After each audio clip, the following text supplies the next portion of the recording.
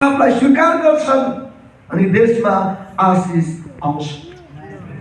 त्यसैले यी वचनको 3 खण्डहरूमा यीशुको एउटा भिन्न भिन्न विशेष महत्त्वपूर्ण एउटा उहाँ यस संसारमा हुँदाखेरिको संसारिक जीवन र उहाँले सेवा गरेको बारेमा उल्लेख गरेको हामीले पायौँ यो खण्डलाई पढ्दै गर्दाखेरि। र यो खण्डहरू एक अर्कासँग एउटा धागो जस्तै गरेर सम्बन्धित भएर माला जस्तै गरेर जोडिएको हामी पाउँछौँ। अघि नै मैले भने उहाँले आशिष दिनुभयो, भाँच्नुभयो र दिनुभयो। र यहाँ एउटा रोटी भाँच्ने, रोटी टुक्राउने भन्दा पनि अझ गहिरो अर्थ चाहिँ हामी आफै टुक्रिने कुरा छ।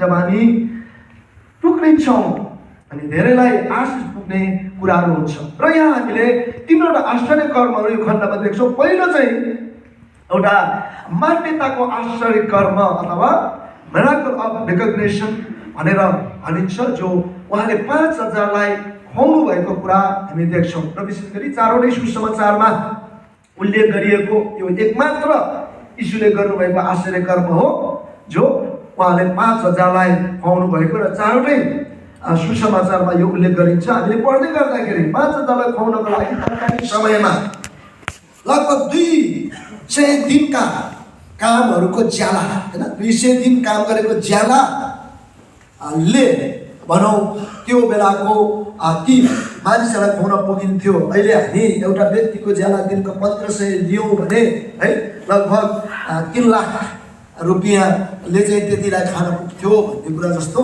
यसको मूल्यलाई हामी के गर्न सक्छौँ, तुलना गर्न सक्छौँ, त्यो बराबर गर्न सक्छौँ। र त्यो बेलाको चलन के थियो भने चेलाहरूले गुरुलाई जुटाउनु पर्ने चलन थियो, हैन।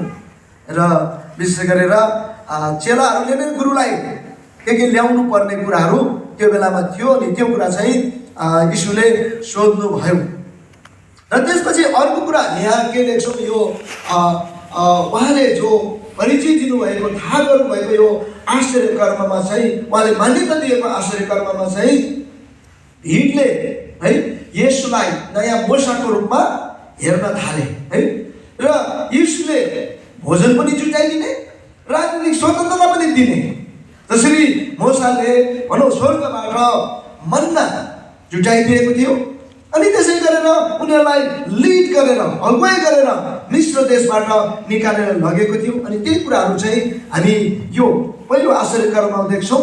र यूहन्ना 6 अध्याय जहाँ यीशुले 5000लाई खुवाउनु भएको कुरालाई हामीले हेर्दै गर्दाखेरि त्यहाँ 15 पदमा गएर के अड्किन्छ भन्दाखेरि भनौँ 6:15मा जाँदाखेरि त्यो ख्रिस्टको मिसनलाई है, ख्रिस्ट जुन उद्देश्यमा आउनु भएको थियो त्यो मिसनलाई तिनीहरूले गलती तरिकाले बुझे। त्यसैले त्यहाँ भनेको छ तिनीहरूले आएर उहाँलाई बलजफ्तीसँग लगी राजा बनाउन खोज्दैछ भन्ने थाहा पाएर यीशु फेरि एक्लै डाँडामा जानुभयो। यीशुको मिसनलाई त्यो बेलाका मानिसहरूले गल्ती बुझे र राजा बनाउने कोसिस गरे। आज धेरैचोटि हामी पनि ख्रिस्टमा सेवा गर्नेहरू चाहिँ अगाडि ठुलो ओहदामा जाने भन्ने कुराहरू जस्तो हामी यहाँ देख्छौँ र आफैलाई राजा बनाउँछौँ, तर त्यो गलत हो। अनि अर्को कुरा 26 पदमा हेऱ्यो भने ख्रिस्टलाई पछ्याउनुको उनीहरूको उद्देश्य पनि गलत थियो है। यीशुलाई पछ्याउनुको उद्देश्य पनि उनीहरूको गलत थियो। जस्तो 26 पदमा हेर्यो भने यीशुले तिनीहरूलाई जवाफ दिए, भन्नुभयो साँच्चै म तिमीलाई भन्दछु तिमीहरू चिन्ह देखेर होइन तर अगाउँछौ रोटी खाएको कारणले मलाई खोज्दैछौ है। राजा हामी गल्ती गर्नुको कारण पनि त्यही छ। हामीले ख्रिस्टमा पछ्याउनुको उद्देश्य के हो हैन, निको हुन अनि प्रशस्त धन सम्पत्ति कमाउन, अरूले हामीलाई बुझोस् मानोस् भन्ने तरिकाको एउटा गल्ती मोटिभ है लिएर आएको जो कुरा चाहिँ त्यो बेलाका ती भिडले पनि गरे। अनि तेस्रो कुरा चाहिँ 48 पदमा हेर्दै गर्दा जब यीशु उहाँ को हुनुहुन्छ भन्ने कुरालाई उहाँले भन्नुभयो, उहाँले के भन्नुभयो, जीवनको रोटी मै हुँ भनेर जो 48 पदमा तपाईँले पाउनुहुन्छ 6मा, म जीवनको रोटी हुँ भनेपछि चेलाहरू चाहिँ के भए भने त्यहाँ पछि उहाँलाई छोडेर गए। र 52 पदमा हेर्दै गर्दाखेरि हामी विशेष के देख्छौँ, कोहरू छोडेर गए भन्दा तिनीहरू छोडेर गए है। 6:52मा यहाँ यसरी देख्छौँ, तब यहुदीहरू आपसमा बहस गर्न लागि यस मानिसले कसरी हामीलाई आफ्नो देह खान दिन सक्छ है।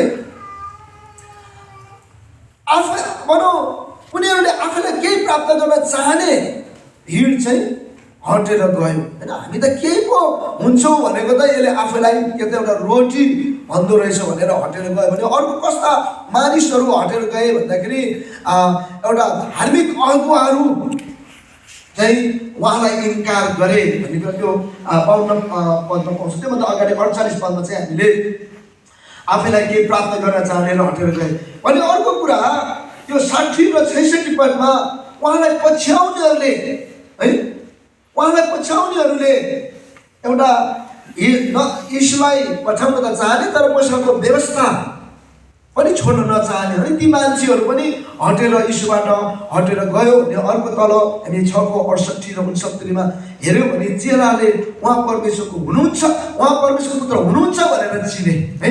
त्यसै कारणले यो मानिसहरू पाउँछौँ र वास्तवमा यीशु यो संसारमा आउनु भएको मुख्य कुरा र यो आश्चर्य कर्म गर्नुभएको उद्देश्य नै के थियो भन्दाखेरि उहाँलाई पछ्याउनेहरूले यीशुलाई परमेश्वरको पुत्र हुनुहुन्छ भनेर चिनुन् भनेर प्रकट गर्नु थियो। त्यसैले यसलाई चाहिँ हामी एउटा उहाँले मान्यता दिनुभएको आश्चर्य कर्म भन्छौँ भने अर्को आश्चर्य कर्म हामीले त्यहाँ देख्छौँ छुटकाराको आश्चर्य कर्म जो प्रभु होस् भनेर हामी पाउँछौँ र ख्रीष्ट परमेश्वरको योजनाको पूर्णता चाहिँ एउटा निस्तार चाडको थोमाको रूपमा पहिलो कोरिन्थी 5:7 हामी पाउँछौँ।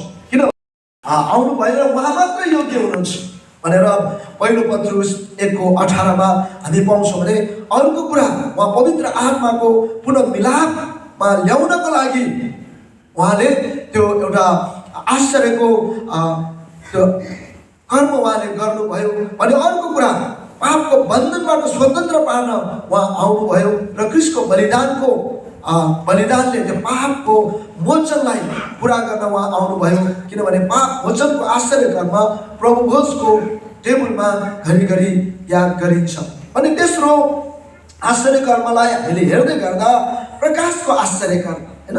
पहिलो चाहिँ हामीले त्यहाँ देख्यौँ एउटा मान्यता दिएको है एउटा रेकग्नेसन मिराकल, दोस्रो चाहिँ एउटा रिडेम्पसन मिराकल अनि तेस्रो चाहिँ एउटा प्रकाशको आश्चर्य कर्म अथवा मानिसलाई प्रकाश भएको जसलाई रेभुलेसन भनेर भन्छ। र हामीले लुकाको पुस्तकमा हेर्दै गर्दाखेरि त्यहाँ दुईजना व्यक्तिहरू त्यो इम्माउसको बाटोमा गइरहेका थिए है। इम्माउसको बाटोमा गइरहेको अवस्थामा उनीहरूले वचन अनुसार उहाँ चाहिँ के हुनुभएको रहेछ परमेश्वरको पुत्र हुनुहुन्छ भन्ने कुरा चाहिँ उनीहरूले जब उहाँले रोटी भाँच्नु भएको थियो होइन, जब त्यो टुक्रिएको थियो अनि त्यसले उहाँ चाहिँ परमेश्वरको पुत्र हुनुहुन्छ भन्ने कुरा उनीहरूको मनमा बसेको कुराहरू देख्छौँ। तर